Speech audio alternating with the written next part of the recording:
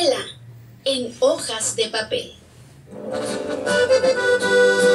Café Tatiasca, el café del gran señor. Disfruta de un auténtico café 100% orgánico, sembrado, cultivado y cosechado por mujeres nahuas en la sierra de Zongolica, Veracruz. Disfrútalo mientras te ponen bella en Ludic Salón y solicítalo al 6622-336232. Café Tatiasca, auténtico de altura.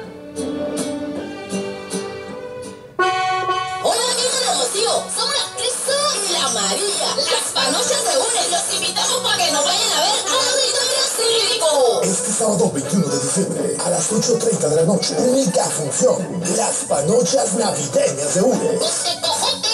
¡Con cuacuahuate! Temprano vamos a vender cañas, burritos, zapes, historias. Ahí en un puestecito ya fue. ¡Bodegas en taquilla!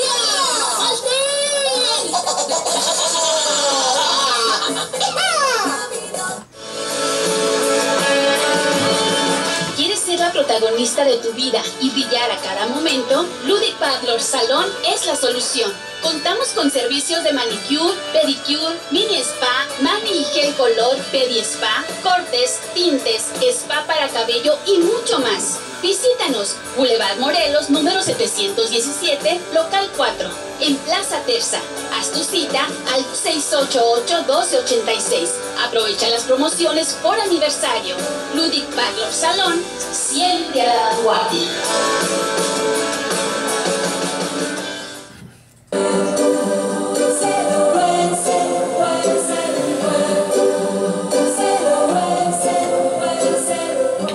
Pues entonces, este centro de investigación de ciencia pura, imagínense ustedes, por allá en aquel tercer siglo antes de nuestra edad, pues, tenía que dar resultados, ¿no?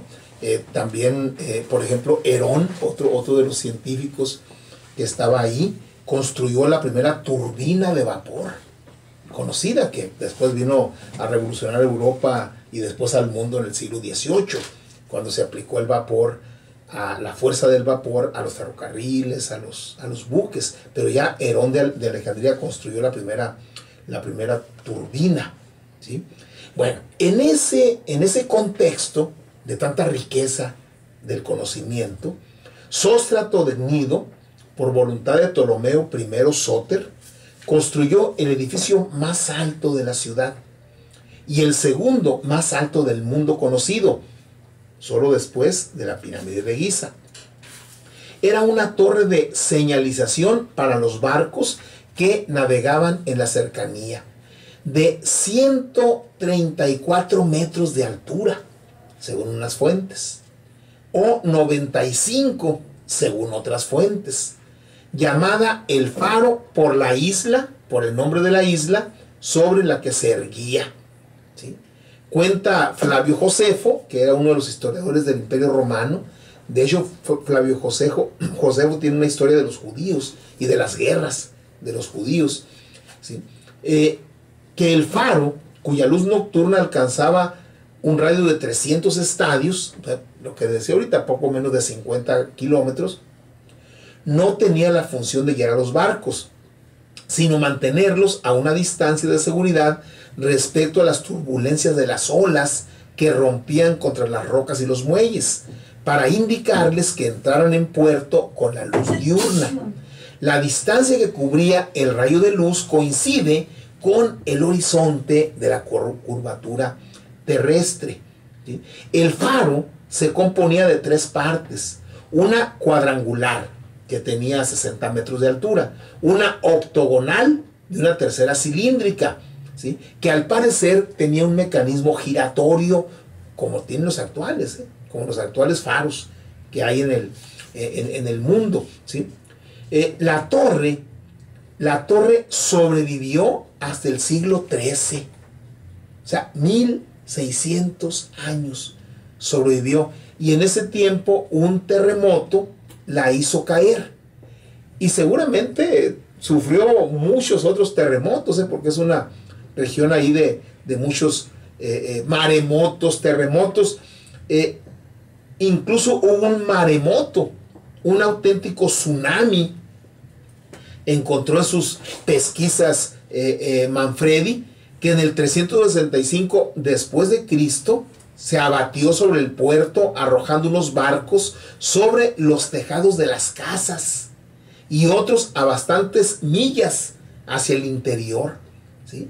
El faro resistió ese tsunami del siglo IV. Pero ¿cómo funcionaba?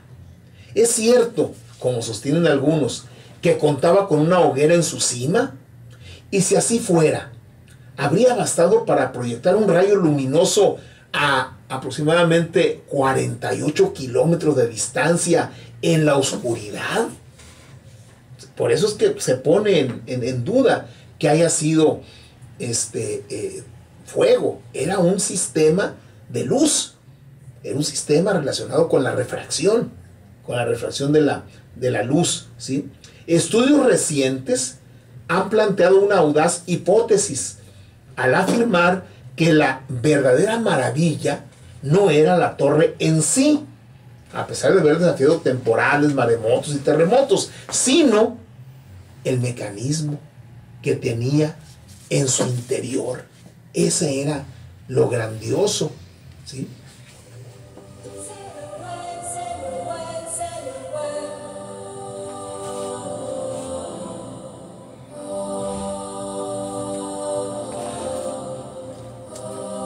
Ayer antier les comentaba que el conocimiento se mantenía muy hermético, ¿sí? Todavía en ese tiempo se mantenía hermético. Incluso, por ejemplo, allí en Alejandría, que se construían en los astilleros, se construían barcos con tecnología muy avanzada, pero si alguna persona no permitida iba a fisgonear, lo mataban. Y no solamente lo hacían en Alejandría, los cartagineses también, que tenían un sistema de ensamblaje típico de las fábricas que hubo posteriormente, también, si alguien observaba la tecnología utilizada, pena de muerte, porque no podían permitirse que los adelantos científicos aplicados a la tecnología, o sea, los adelantos tecnológicos, pues fueran a caer en pueblos distintos a ellos. Entonces, sí, y hay un detalle. Fíjense, Ptolomeo, no sé qué tantos de nuestros gobernantes hubieran podido hacer lo que hizo este Ptolomeo I. Permitió que el autor del faro de Alejandría, ¿sí?, Sóstrato de Gnido, le pusiera el nombre. Que le pusiera el nombre. Por eso dice Manfredi, se puede saber quién fue el que lo construyó, ¿sí? Cualquier otro rey, cualquier otro reyesuelo por ahí, dice, no, pónganle mi nombre porque yo lo pagué. No. El verdadero autor, ¿sí?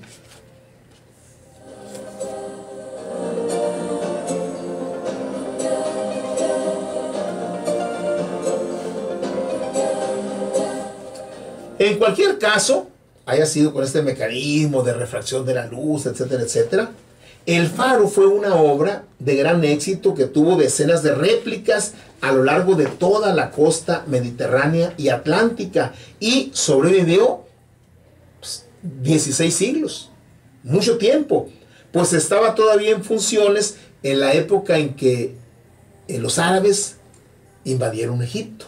¿Sí?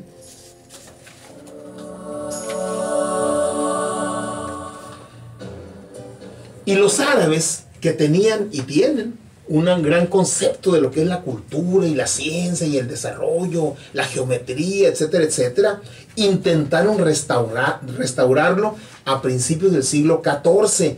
Saladino, ¿sí? Saladino, ¿sí? Pues gracias a él logró sobrevivir todavía un tiempo cuando un terremoto de gran magnitud sacudió el Mediterráneo y lo destruyó por completo. O sea, ahí sí ya no se pudo hacer nada.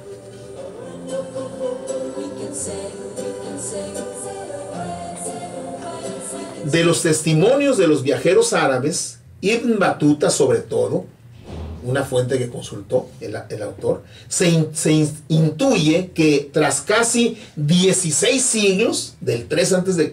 al 13 de nuestra era, desde que lo construyera Sóstrato de Gnido y Ptolomeo II lo inaugurara. Ptolomeo I dice hay que hacerlo, lo financiamos, etcétera. Pero su hijo Ptolomeo II es el que lo inaugura, ¿sí? Ya para entonces la gran torre estaba en ruinas, pero su maravillosa estructura siguió siendo famosa en el mundo árabe y se convirtió en legendaria en todo el Mediterráneo hacia la primera mitad del siglo XV, en el lugar exacto donde se erigía, que era el extremo oriental de la isla de Faro, se levantó el fuerte de Kitbey, empleando material procedente de las ruinas del Faro de Alejandría, ¿sí? En 1993, hace apenas 26 años, el Faro volvió a ser el centro de la atención internacional porque el gobierno egipcio había proyectado la construcción de una presa justo en la zona donde se había erigido. Y entonces los arqueólogos pues, encontraron vestigios, entre otras cosas. Bueno, ya se había encontrado la inscripción donde viene el nombre del autor.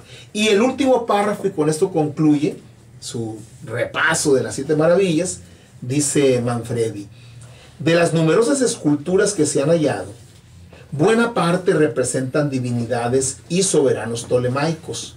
Hace muchos años se hundieron en el mar a consecuencia del terrible terremoto que acabó con la obra de Sóstrato de Gnido, el Faro. Las estatuas y los grandes bloques se derrumbaron entre sacudidas estrepitosas y a causa de su peso acabaron en el fondo marino, entre los reflejos ondulados del sol sobre la arena. Novelista, el arqueólogo. A eso siguió un silencio de milenios, hasta que los mismos seres humanos que habían erigido aquella maravilla, que la habían visto caer presos de la impotencia, que habían saqueado sus enormes ruinas, reaparecieron como criaturas del mar nadando a su alrededor. Sujetaron sus restos y los sacaron de nuevo a la superficie bajo la luz cegadora del sol para soñar una vez más con el Faro de Alejandría, la 7ª maravilla del mundo.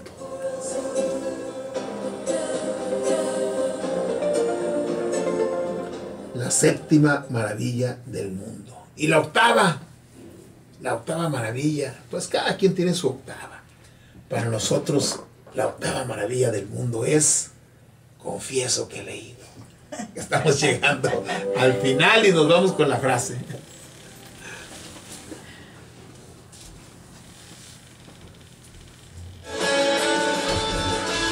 Ludwig Butler Salón, presente en Confieso que he leído.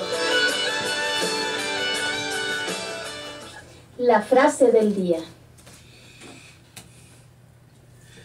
La lectura obligada es nefasta. Lean por placer. Tengan una profunda sospecha. Álvaro Mutis, novelista y poeta colombiano, amigo de Gabriel García Márquez. Tomamos nuestro separador, lo colocamos y te recuerdo que es un gusto compartir contigo este tiempo y este espacio. Te propongo que mañana los compartamos de nuevo. Buenas noches, y para concluir te invito a escuchar Causas y Azares de Silvio Rodríguez. Buenas noches.